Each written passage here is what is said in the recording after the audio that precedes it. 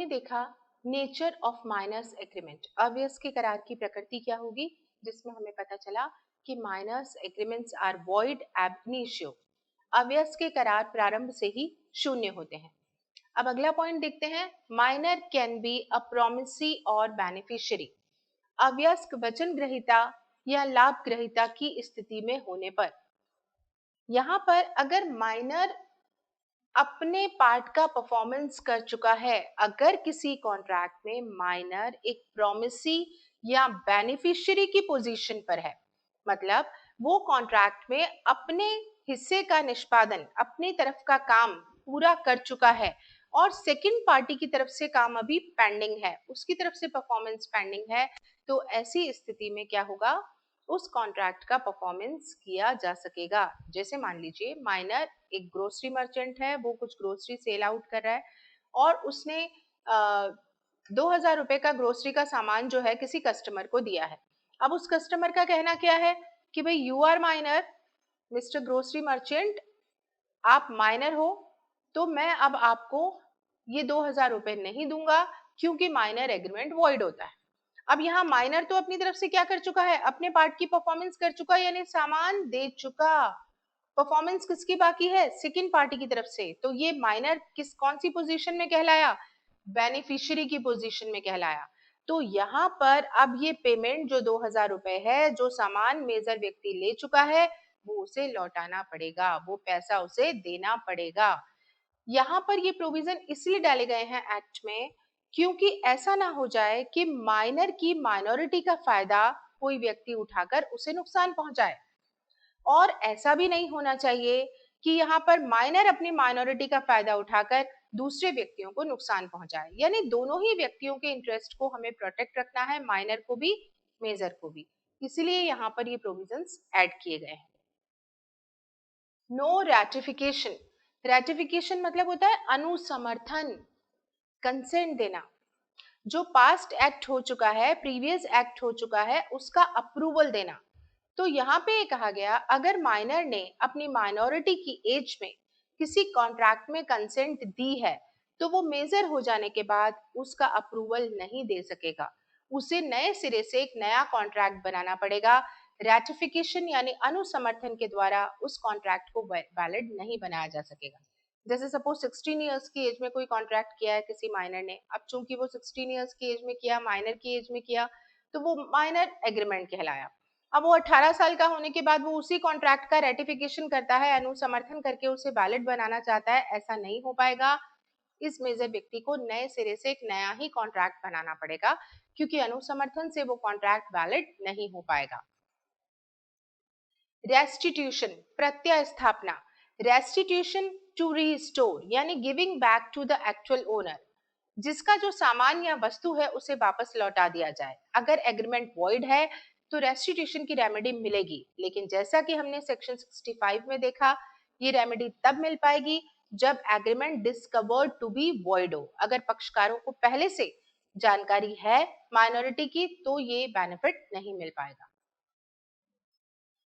No estoppel, विबंध का सिद्धांत लागू नहीं होगा।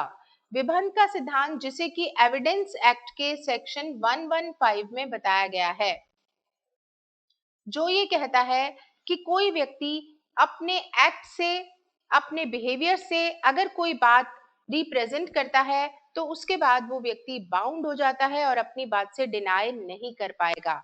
अगर किसी मेजर व्यक्ति ने कोई बात कही है अपने शब्दों से या आचरण से, तो फिर वो अपनी बात से मुकर नहीं पाएगा। लेकिन ये प्रिंसिपल, एस्टॉपल का प्रिंसिपल माइनर के अगेंस्ट एप्लीकेबल नहीं होता। माइनर अपना स्टेटमेंट बदल सकता है, माइनर के खिलाफ रूल ऑफ एस्टॉपल एप्लीकेबल नहीं होगा, माइनर से वो बाध्य, माइनर उस प्रिंसिपल से बाध्य नहीं हो पाएगा। यानी आज अगर एक माइनर आपके सामने आके ये कहता है I am major,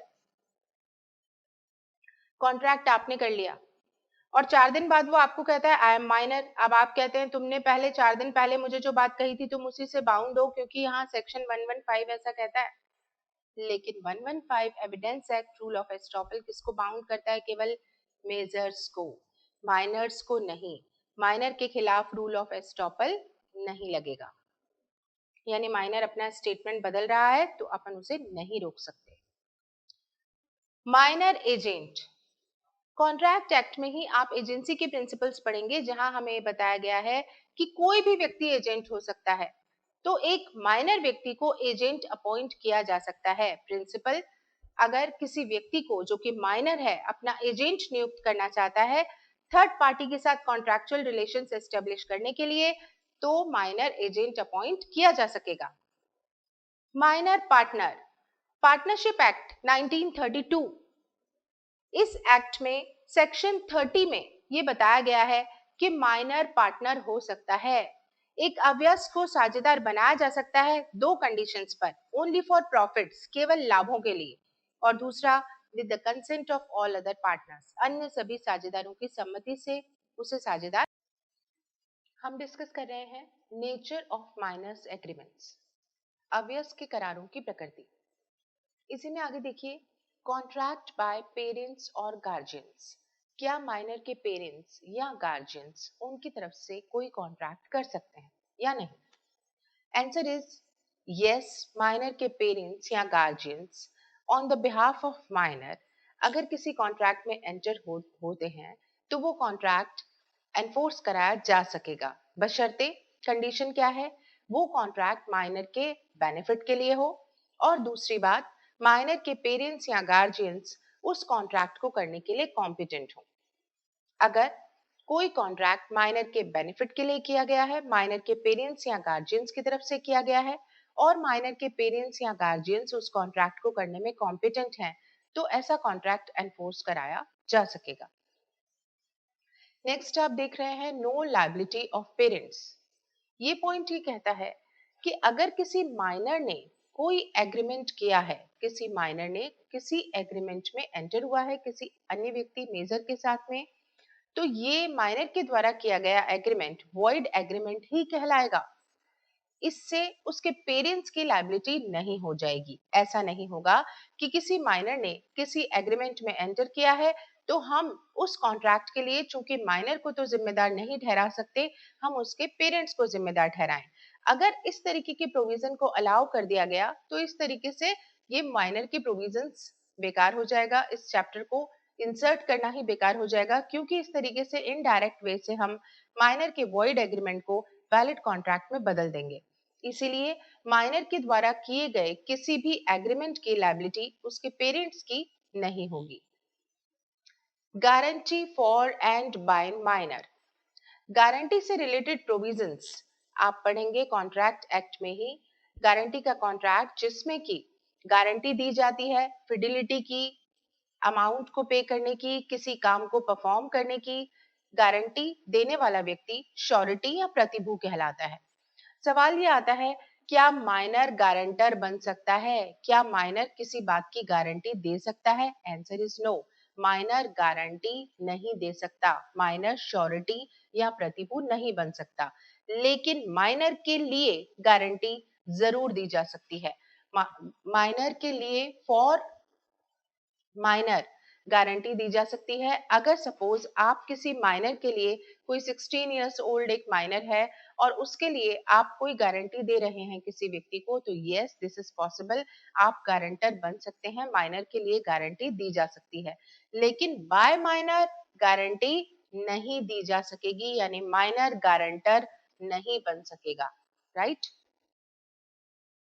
minor share holder, क्या माइनर किसी कंपनी में शेयर खरीद सकता है या नहीं? इस बारे में कंपनीज एक्ट ये कहता है yes, minor can be a shareholder in a company.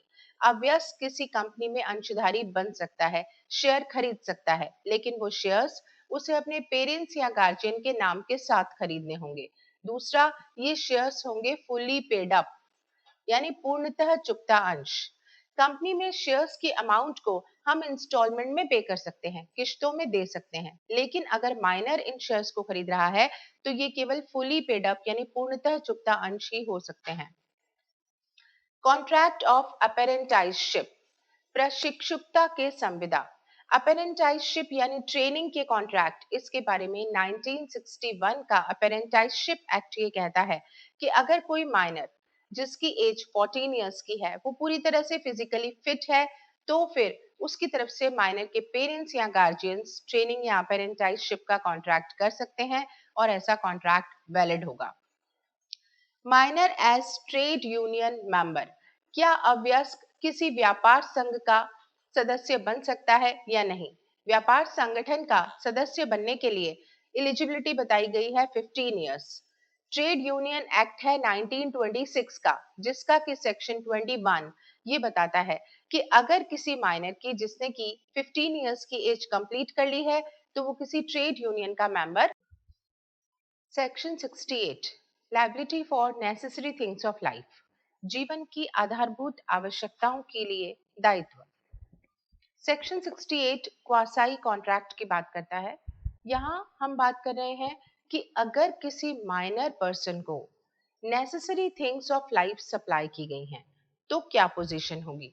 देखिए, एक तरफ एक माइनर इनकॉम्पिटेंट व्यक्ति है जिसको कि सप्लायर ने, वस्तुएं प्रदान करने वाले व्यक्ति सप्लायर ने कुछ चीजें प्रोवाइड की हैं।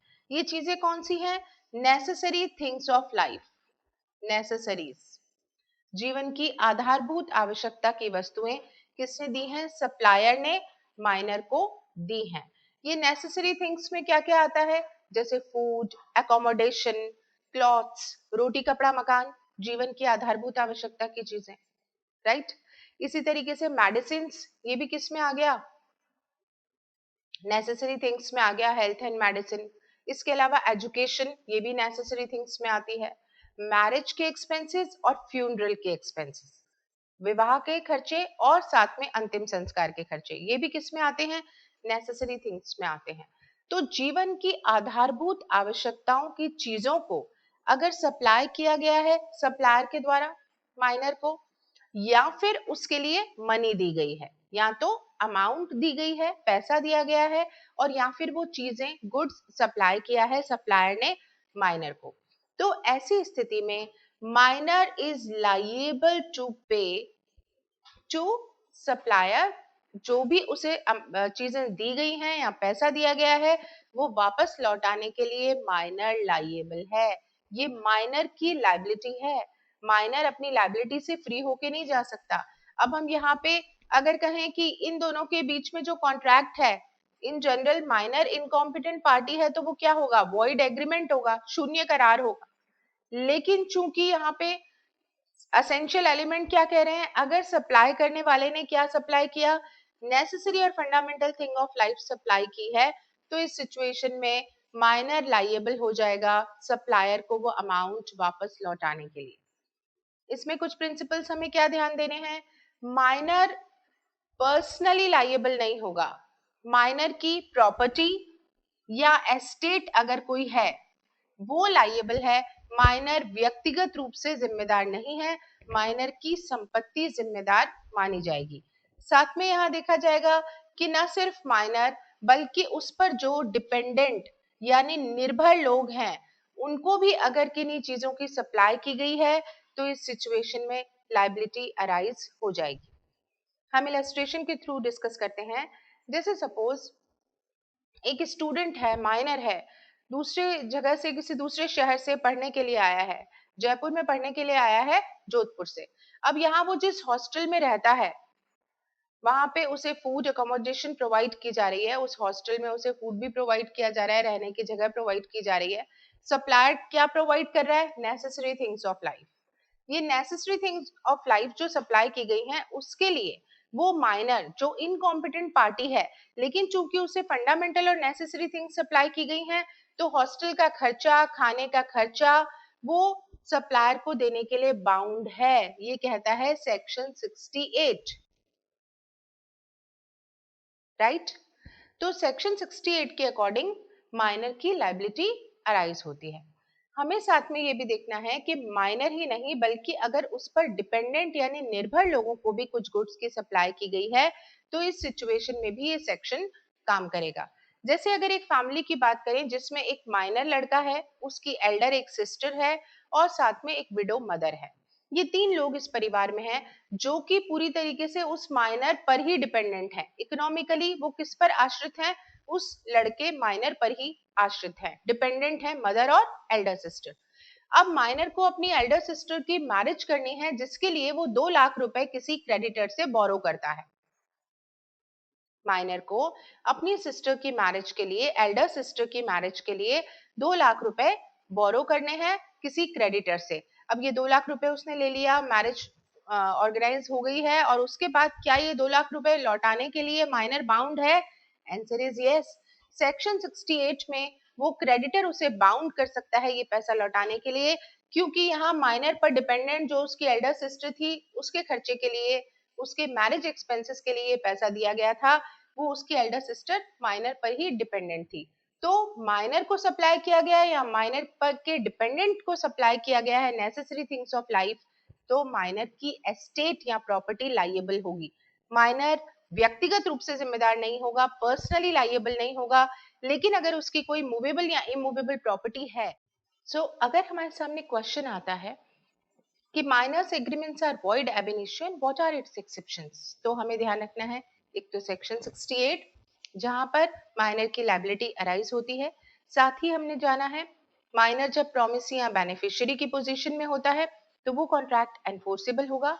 आपने अपेरेंटाइजशिप के कॉन्ट्रैक्ट, ट्रेड यूनियन का मेंबर अगर माइनर है तो वहां आपने देखा कि वैलिड कॉन्ट्रैक्ट है। साथ ही आपने देखा माइनर के लिए अगर गारंटी दी जा रही है तो वो वैलिड माना जाएगा। माइनर शेयर भी खरीद सकता है, माइनर पार्टनर बन सकता है, माइनर एजेंट भी बन सकता है। तो इन सब सिचुएशंस में आप देखेंगे कि माइनर के कॉन्ट्रैक्ट को एनफोर्सेबल माना गया है। तो ये इसके एक्सेप्शंस माने जाएंगे।